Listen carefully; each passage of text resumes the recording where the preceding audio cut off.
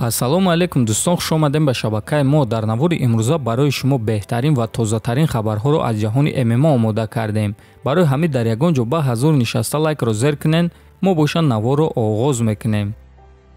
Топови ҷангвари UFC дар вазни сабук Майкл Чендлер боварӣ дорад, ки Ислам Махачевро роҳи дароз интизор аст, то ин ки ӯ ба монанди Ҳабиб Нурмагомедов шавад.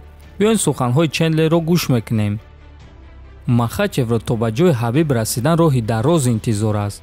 Онҳо монанданд, бале, онҳо бародар ва ҳамдастанд, дуруст, аммо дастовардҳои Ҳабиб танҳо бо малакаҳо маҳдуд нест.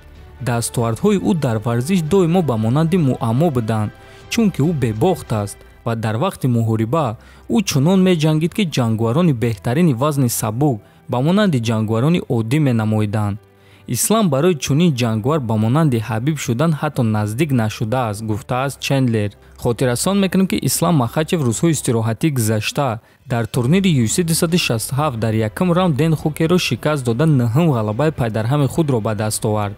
Майкл Чендлер боша аллакай шаби 7 ноябр дар қафас бо хатарноктарин рақиби худ Ҷастин Геҷе вохоҳад хурд.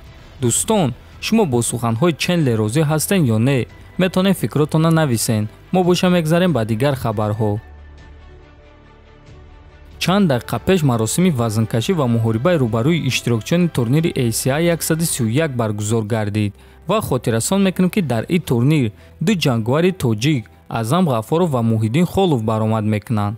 Аъзам Ғаффоров бо рекорди 12-2 зидди Алан Гомеш бо рекорди 13-3 ва Муҳиддин Холов бо рекорди 8-2 зидди Никита Чистяков бо рекорди 11-7. Турнир пагоҳ дар шаҳри Москва дар майдони баскетхол баргузор мегардад. Дар куҷо ва соати чанд пахши мустақими ин турнир оғоз мегардад, мо пагоҳ навор карда ҳамаашро мефаҳмонем. Аба Аъзам ва Муҳиддин боша танҳо ғалаба орзумандем. Довталаб барои камарбанди UFC дар вазни нимёна Колби Ковингтон оиди ситораи UFC Ҳамза Чимаев фикроша баён кард. биён суханҳои Ковингтонро гӯш мекунем. Чӣ гуна шумо ҷангваре, ки рекорди 4-0 дар UFC дора, ҳамчун довталаб барои камарбанд мебинен? ӯ бо ягон кас аз топ 10 ҷангидагӣ нест ва умуман ӯ зидди ҷангварони сус баромад мекунад. зидди кӣ охирон маротиба ҷангид? ман шахсан ҳамон ҷангвари хитоиро намешиносам. хитоиро ҳеҷ кас намешиносад. Ҳамзат боша бо чунин рақибон меҷангад. Чимаев ба монанди халта аст. ӯ омода буд, ки карьераи худро ба анҷом расонад, чунки ӯ шамол хӯрдааст. шахсоне, ки ба ин беморӣ гирифтор мешаванд, 99% шанси зинда мондан доранд.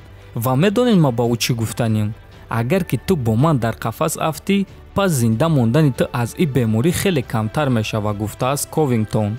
хотиррасон мекунем, ки Колби Ковингтонро шаби 7 ноябр реванш бо чемпион Камару Усман дар турнири UFC 268 интизор аст.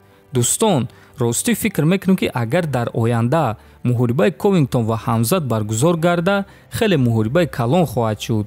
худатон тасаввур кунед, ҳар душ куштингири хеле хубанд, ҳар дуяш ҷангвари топанд, ҳар дуяш трештокро хеле дӯст медоранд ва ҳар дуяш мухлиси хеле зиёд доранд. шумо чунин муҳорибаро дидан мехостед дӯстон? метонем фикротонро нависен, дар канал обуна шавен, то боздид хонободу сарбаланд бошед. дӯстон, аллакай чанд моҳ мешавад, ки мо бо ширкати шифофармо ҳамкорӣ мекунем ва ба шумо низ тавсия медиҳем, чунки шумо аз ширкати шифофармо метавонед доруҳои гиёҳии оригиналро дастрас кунед. дору барои хароб ва фарбешавӣ, барои дарди меъдаву гурда, барои дарди мушакҳо, барои бақувват кардани мардонагӣ ва дароз кардани муҳлати ҳамхобагӣ, барои ришу мӯйсарбарорӣ ва дигар доруҳои даркории худро метавонед аз ширкати шифофармо дастрас кунед. худи ҳозир ба номерҳои дар рӯи экран буда занг занед ва агар ки скидка гирифтан хоҳед, пас ҳатман аз номи канали Паҳлавон гап занед.